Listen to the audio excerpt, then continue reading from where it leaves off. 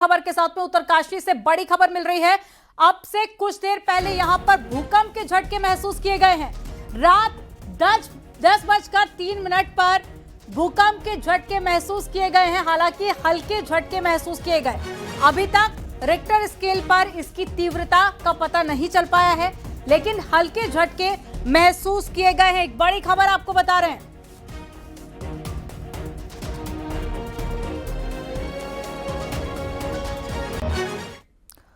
Uttarakhand UCC संशोधन अध्यादेश को लोक भवन से मंजूरी मिल गई है, जिसके बाद में तत्काल प्रभाव से यह संशोधित कानून राज्य में लागू हो गया है। राज्य सरकार ने विवाह और साथ ही लिव इन संबंधों से जुड़े नियमों में बड़े बदलाव किए हैं। अब सीआरपीसी की जगह पर भारतीय नागरिक सुरक्षा संहिता 2023 और दंड हेतु भारतीय न्याय संहिता 2023 लागू होगी। सचिव की जगह पर अपर सचिव को सक्षम प्राधिकारी बनाया गया है। तय समय में कार्रवाई न होने पर मामला खुद ही उच्च स्तर पर जाएगा। आपको बता दें कि उप पंजीयक पर दंड के खिलाफ अपील का अधिकार होगा और वसूली भू राजस्व की तरह की जाएगी। पहचान में गलत जानकारी देने पर विवाह निरस्तीकरण के साथ ही विवाह और साथ ही लिव इन में बल या फिर धोखाधड़ी पर कठोर दंड का प्रावधान है और लिव इन समाप्ति पर प्रमाण पत्र जारी होगा। विधवा की जगह पर जीवन साथी शब्द इस्तेमाल होगा।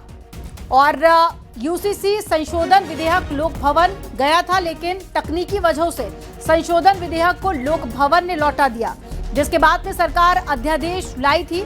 अब इसे लोक भवन की तरफ से मंजूरी मिल गई है। आपको बता दें कि कल यूसीसी को उत्तराखंड में लागू हुए पूरे 1 साल हो जाएगा।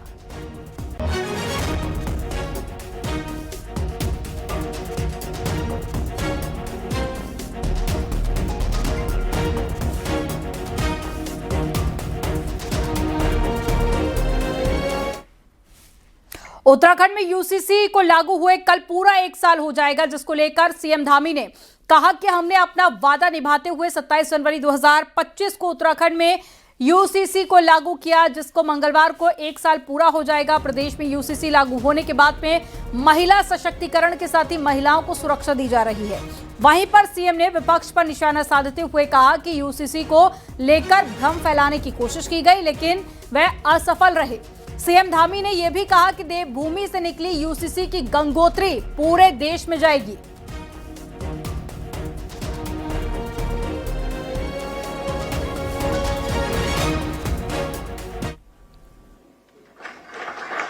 समान नागरिक संहिता का 1 साल पूरा हो रहा है। मैं सबसे पहले सभी अपने प्रदेशवासियों को बहुत बधाई देता हूं कि उन्होंने हमारे प्रधानमंत्री श्री नरेंद्र मोदी जी के नेतृत्व में हमारे संकल्प को पूरा करने के लिए हमको अपना आशीर्वाद दिया था और उत्तराखंड के अंदर पहली बार एक मिथक तोड़ा था, एक नई परिपाटी बनाई, एक नया इतिहास बनाया।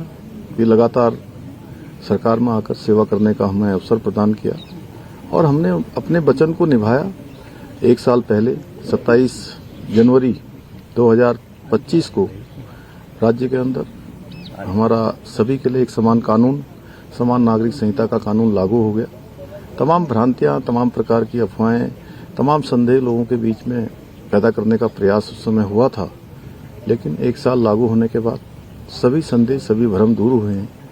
ये चाहे वो महिला शक्ति के सशक्तिकरण का हो, उनकी सुरक्षा का हो, या हर एक को सुरक्षा देने का हो, उनके भविष्य का निर्धारण करना हो, बच्चों के लिए हो, सब प्रकार से समान नागरिक संहिता आज जन जन की संहिता बनती जा रही है। उत्तराखंड से निकली हुई ये संहिता, ये गंगोत्री आने वाले समय में पूरे देश को, अन्य राज्यों को भी लाभ देगी।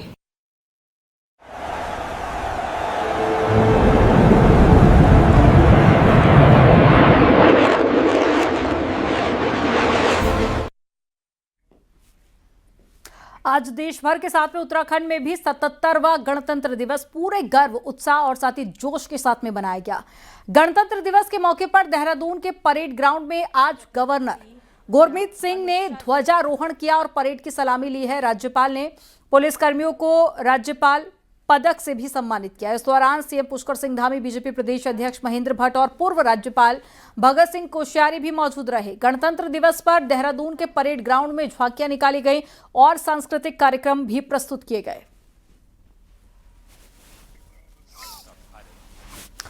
तो पूरे देश के साथ में आज देहरादून में भी, उत्तराखंड में भी गणतंत्र दिवस धूमधाम के साथ में मनाया गया। ये तस्वीरें आपको दिखा रहे हैं। पहली तस्वीर परेड की और दूसरी तस्वीर आप देख रहे हैं ध्वजारोहण की। ये तस्वीरें जहां पर रंगारंग कार्यक्रमों का भी आयोजन किया गया, उत्तराखंड की संस्कृति भी देखने को मिली। इसके अलावा परेड की सलामी खुद मुख्यमंत्री पुष्कर सिंह धामी ने ली। भारत डिजिटल है। गणतंत्र दिवस के मौके पर आज सीएम धामी ने मुख्यमंत्री आवास पर ध्वजारोहण किया। इस दौरान सीएम धामी ने लोगों को शपथ भी दिलाई। इस अवसर पर उन्होंने सभी को संविधान की शपथ दिलाई। कहा कि विकसित भारत बनाने को लेकर सब लोग काम करेंगे।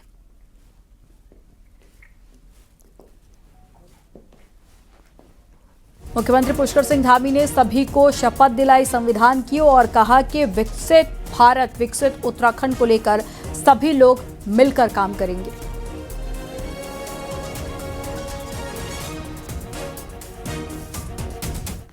गणतंत्र दिवस के अवसर पर सभी प्रदेशवासियों को, सभी को गणतंत्र दिवस की शुभकामनाएं देता हूं, बधाई देता हूं। और इस अवसर पर ये हमारा देश का उत्सव है। इस अवसर पर मैं देश के बलिदानियों को, स्वतंत्रता संग्राम सेनानियों को, देश के हमारे वीर बलिदानी सैनिकों को अपनी भावभीनी श्रद्धांजलि भी अर्पित करता हूं, उनका स्मरण करता हूं, जिनके कारण से हमारा गणतंत्र और मजबूत हुआ है। और इस अवसर पर हम सभी यह भी संकल्प लेते हैं कि हमारे प्रधानमंत्री आदरणीय श्री नरेंद्र मोदी जी के नेतृत्व में जो विकसित भारत का और आत्मनिर्भर भारत का संकल्प लिया गया है, उस संकल्प को पूर्ति के लिए हम सभी अपना योगदान देंगे, अपने समर्पण से काम करेंगे, परिश्रम से काम करेंगे, मेहनत से और ईमानदारी से काम करके विकसित भारत के संकल्प को पूरा करने में अपना योगदान देंगे। और उत्तराखंड के अंदर हमारे प्रधानमंत्री जी ने बाबा केदार के धाम से कहा था कि 21वीं सदी का ये तीसरा दशक उत्तराखंड का होगा। उसको बनाने के लिए हम लोग पूरे संकल्प के साथ आगे बढ़ेंगे, उसको धरातल पर उतारेंगे। मैं इस अवसर पर सभी को अपनी शुभकामनाएं देता हूं।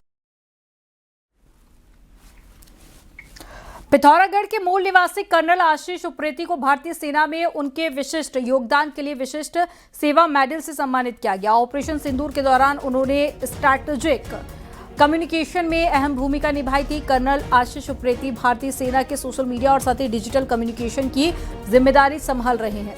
ऑपरेशन के समय पाकिस्तान की तरफ से फैलाए जा रहे दुष्प्रचार का उन्होंने तथ्यात्मक और प्रभावी ढंग से जवाब दिया। उनकी टीम ने समय पर सटीक जानकारी साझा कर भारत का पक्ष मजबूती से दुनिया के सामने रखा। यह सम्मान पिथौरागढ़ और साथ ही उत्तराखंड के लिए गर्व का विषय है।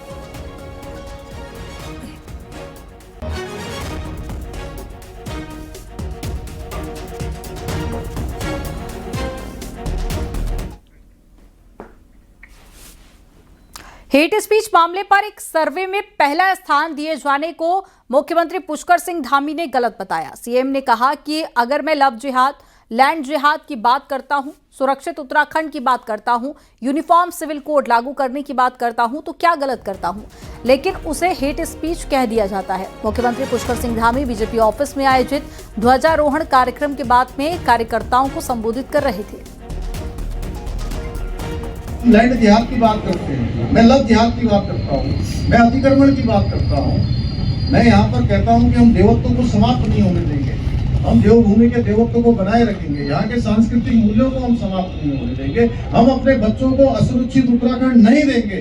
हम ऐसा उत्तराखंड बनाएंगे कि हमारे बच्चों के मन में ये भाव रहे कि हमको सुरक्षित उत्तराखंड हमारों को विरासत में मिला है।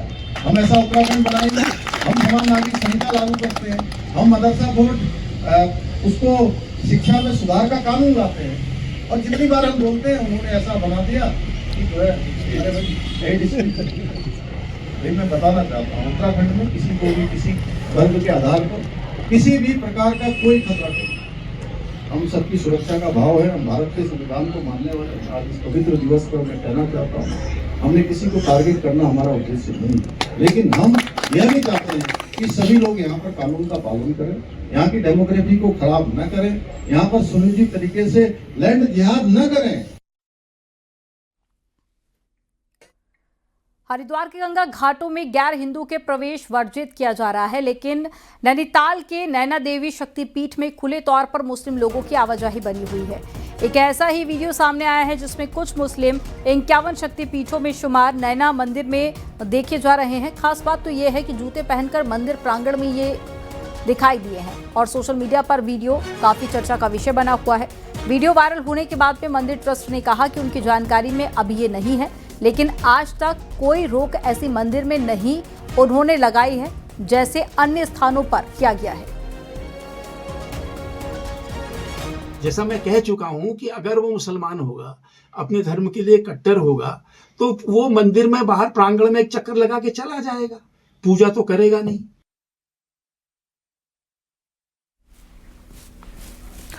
चार धाम से गैर हिंदुओं के प्रवेश पर रोक लगाने की मांग का पुष्कर सिंह धामी ने भी समर्थन किया। मुख्यमंत्री ने कहा कि यात्रा की जिम्मेदारी पीकेटीसी और मंदिर समितियों की होती है और हरिद्वार हो या फिर चार धाम सभी हमारी आस्था के केंद्र हैं और जैसा भी मंदिर समितियां बोलेंगी, पंडा पुरोहित समाज बोलेगा, वही सरकार करेगी।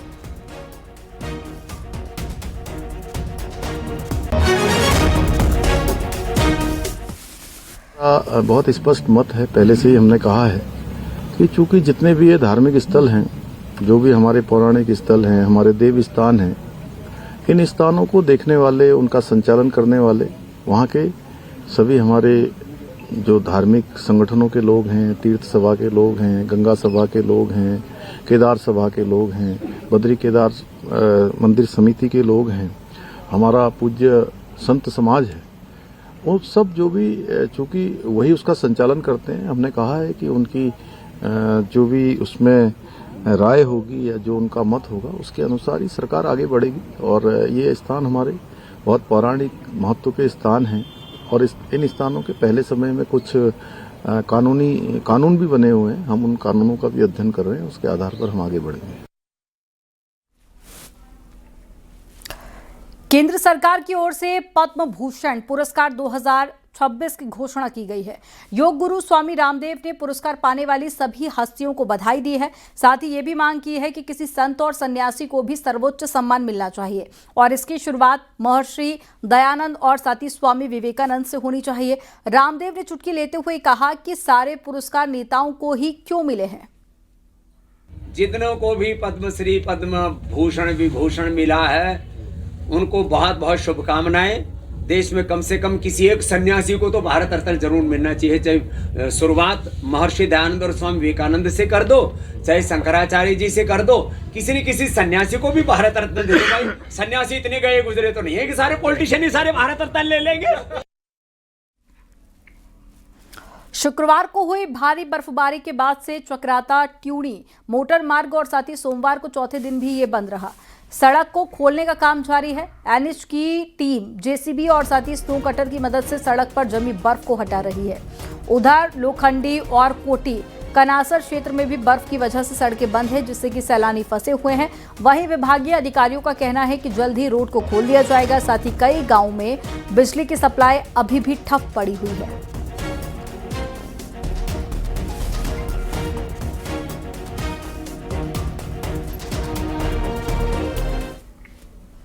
चक्राता में हुई भारी बर्फबारी स्थानीय लोगों के लिए परेशानियों का सबब बन रही है।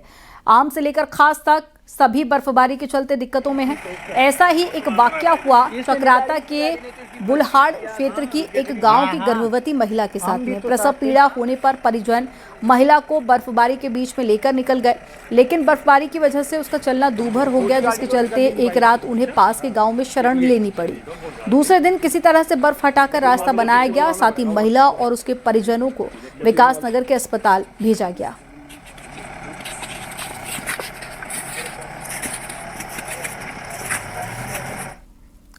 बर्फबारी के बाद में सरोवर नगरी पहुंचे पर्यटकों के लिए नैनीताल से लौटना मुसीबत बन गया है। भीड़ इस कदर पहुंची है कि अब जाने के लिए बस ही नहीं मिल पा रही है। हालात इतने ज़्यादा खराब हैं कि घंटों इंतजार के बाद में टूरिस्टों को बस मिलना भी मुश्किल हो गया है। इसका जो फ़ायदा है वो निजी टैक्सी चालक खूब उठा रहे हैं और अपने मनमाफिक पैसा ले रहे हैं। हालात खराब ना सिर्फ पर्यटकों के लिए हैं बल्कि स्थानीय लोगों के लिए भी किसी मुसीबत से कम नहीं है। मैं रुद्रपुर से नैनीताल आया था घूमने और मेरी फैमिली को बस कंडक्टर ने गेट के पास दरवाजे पे खड़ा करा और यहाँ से उसने पूरी बस भरवा ली अपनी ब्लैक में। टिकट मिलेगा? 1-1.5 घंटे से खड़े हैं, बताओ नैनीताल इस जगह में लोकल वालों का ये हाल है। बहुत सारी परेशानियां में टूरिस्ट को, क्योंकि 2 घंटे से सभी खड़े थे और दूर दूर से टूरिस्ट आए हैं, मगर सारी हर चीज़ की व्यवस्थाएं यहाँ पे बहुत कम है, क्योंकि व्यवस्था करनी चाहिए। हमारे साथ, आपके साथ, हर एक के साथ हमने आपके सामने देखिए कितनी गाड़ियां लगा के लाइन लगवा के भेज रहे हैं कि लेडीज परेशान ना हो, बच्चे परेशान ना हो, हर एक को टिकट मिले, हर एक अपनी सुविधा से जाएं। उत्तरकाशी की ऊंची पहाड़ियों में हुई ताजा बर्फबारी के बाद में पर्यटन सीजन की रौनक लौट आई है। यमुना घाटी के प्रसिद्ध पर्यटन स्थल केदार कांठा, हरकीदून, सांकरी और साथ ही आसपास के ऊंचाई वाले इलाकों में पर्यटकों की आवाजाही तेजी से बढ़ रही है। देश के कई राज्यों से पहुंचे सैलानी बर्फ से ढकी वादियों और साथ ही पहाड़ों के बीच में प्राकृतिक सुंदरता का भरपूर आनंद उठा रहे हैं। पहली बार प्राकृतिक बर्फ को करीब से देखकर उन्हें जन्नत जैसा महसूस हो रहा है। कई पर्यटक परिवार और युवाओं का समूह बर्फ में खेलते, फोटो और वीडियो बनाता और साथ ही पहाड़ों की शांत वादियों में समय बिताता हुआ नजर आया।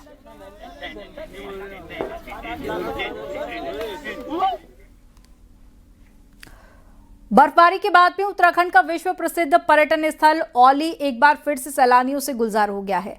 चारों तरफ जमी बर्फ की सफेद चादर ने औली को किसी विदेशी हिल स्टेशन जैसा बना दिया है। हालात तो ऐसे हैं कि एक ही दिन में हजारों सैलानी औली पहुंच रहे हैं और पर्यटन कारोबार को रफ्तार मिल रहा है। देखिए औली से नितिन सेमवाल की स्पेशल रिपोर्ट। बीते शुक्रवार को पहाड़ों में हुई भारी बर्फबारी के बाद विश्व प्रसिद्ध पर्यटन स्थल औली की तस्वीरें पूरी तरह बदल गई हैं। चारों ओर फैली बर्फ की सफेद चादर सैलानियों के लिए आकर्षण का केंद्र बनी हुई है। बर्फबारी के बाद औली में पर्यटकों का तांता लगा हुआ है, जिससे लंबे समय बाद स्थानीय पर्यटन कारोबारियों के चेहरे खिले हुए हैं। जिस प्रकार से बर्फबारी काफी लेट में हुई, उस हिसाब से लग रहा था कि टूरिस्ट काफी कम हो गए यहाँ पे, लेकिन अभी बर्फ गिरने के बाद आप देख सकते हैं चारों तरफ काफ़ी टूरिस्ट हैं और काफ़ी अच्छा काम भी चल रहा है हम लोगों का। तो अभी देखिए कि सभी टूरिस्ट एंजॉय कर रहे हैं, यात्री पूरा मजा ले रहे हैं, चेयर लिफ्ट का, चाहे स्कीइंग का, सब जगह से। और सबसे बड़ी बात यह है कि किसानों के लिए बहुत फायदेमंद है ये, और जिससे सेबों के पेड़ों के लिए बहुत बढ़िया है, जो भी फसल बोई थी उसके लिए बहुत बढ़िया है। वहीं रविवार को औली की प्रसिद्ध चेयर कार में सैर करने वाले पर्यटकों की संख्या 1000 के पार पहुंच गई। एक ही दिन में इतनी बड़ी संख्या में सैलानियों के पहुंचने से पर्यटन विभाग को रिकॉर्ड राजस्व प्राप्त हुआ है। देश के अलग अलग हिस्सों से आए पर्यटक चेयर कार के जरिए बर्फ से ढकी वादियों की खूबसूरत नज़ारे अपने कैमरों में कैद करते दिखे। पूरा हम औली पे ट्रैकिंग करने के लिए आए थे, यहाँ पे एक्टिविटी करने के लिए आए थे, लेकिन यहाँ पे नीचे जब पहुँचे तो सुना कि बस या टैक्सी नहीं मिल रहा है ऊपर आने के लिए, तो हम पैदल चढ़ के जंगलों में से आए और उसका मज़ा और ज़्यादा हो गया। जैसे जितना मज़ा बस में आ रहा था जिप्सी में, उससे 3-4 गुना ज़्यादा मज़ा ट्रैकिंग करने में आया। बहुत बढ़िया है। हम पूरा सुबह में से शाम अभी तक चल के आए और बहुत अच्छी एक्टिविटी है। पूरा पहाड़ इलाका बर्फ का है, बहुत मज़ा आ रही है। पहले ही बर्फबारी है और काफ़ी लोग यहाँ पे आए हैं लगातार, जिसका इंतज़ार लगातार लोगों को था, स्थानीय लोगों को था और सभी लोगों को इंतज़ार था बर्फ़ का। तो अभी जब बर्फ़ आए तो काफ़ी अच्छा टूरिस्ट आया और लगभग 1001 लोग इसमें चेयर लिफ्ट से लेंगे और 1000 लोग यहाँ पे एंजॉय करेंगे स्की का। पर्यटकों की लगातार बढ़ती संख्या और मौसम के मिजाज को देखते हुए आने वाले दिनों में औली में पर्यटन कारोबार के और बढ़ने की उम्मीद जताई जा रही है। मौसम विभाग की माने तो आने वाले दिनों में पहाड़ों में मौसम एक बार फिर बदल सकता है और बर्फबारी हो सकती है। न्यूज़ 18 के लिए औली से नितिन सेमवाल की रिपोर्ट।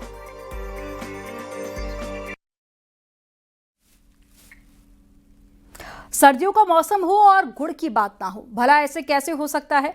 लेकिन क्या आप जानते हैं कि उत्तराखंड में गुड़ बनाने का तरीका अब बदल चुका है। गन्ने से गुड़ भी बन रहा है और उसी गन्ने से भुट्टी का फ्यूल भी बन रहा है। आपको इस रिपोर्ट में दिखाते हैं।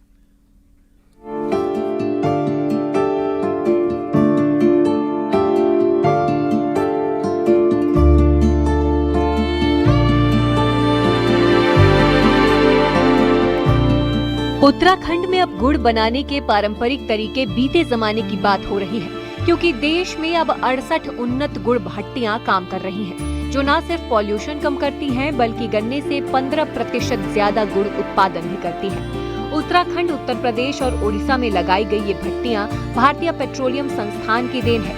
इनसे ईंधन की खपत 25% तक घटती मानी जाती है। इस भट्टी की ऊंची चिमनी इसका खास हिस्सा है। वैज्ञानिकों के मुताबिक इससे धुआं ऊपर उठकर फैलता है, जिससे प्रदूषण में कमी आती है। अब इलेक्ट्रॉनिक भट्टियां हो गई सब, और जहाँ भी है ना अब हर कस्टमर सभी मतलब जितने भट्टी वाले सब अपनी मतलब इलेक्ट्रॉनिक भट्टी लगा रखी हैं, और धुआं का प्रदूषण का काम ही नहीं है। और तो सारी बिजली की, गैस की सब भट्टियां चालू हैं। तो इन गुड़ भट्टियों को हमने बेसिकली पूर्वी उत्तर प्रदेश, उत्तराखंड और उड़ीसा राज्य में इम्प्लीमेंट किया है, और हम धीरे धीरे इसको अन्य राज्यों में लेके जा रहे हैं। इस गुड़ भट्टी के इस्तेमाल से जो किसान है उसकी जो खोई है उसमें 25% की उसको सेविंग मिली है। इसमें डेली प्रोडक्शन कैपेसिटी भी लगभग 15% तक बढ़ जाती है, और एमिशन बिल्कुल नामात्र के बराबर हो जाते हैं। इस उन्नत भट्टी की सबसे खास बात इसका मॉड्यूलर डिजाइन है। इसे जमीन के भीतर फायर ब्रिक और सीमेंट से बनाया जाता है। ऊपर की ओर 3 सेक्शन होते हैं, जिनमें क्रमबद्ध तरीके से गन्ने का रस रिफाइंड होता है और फिर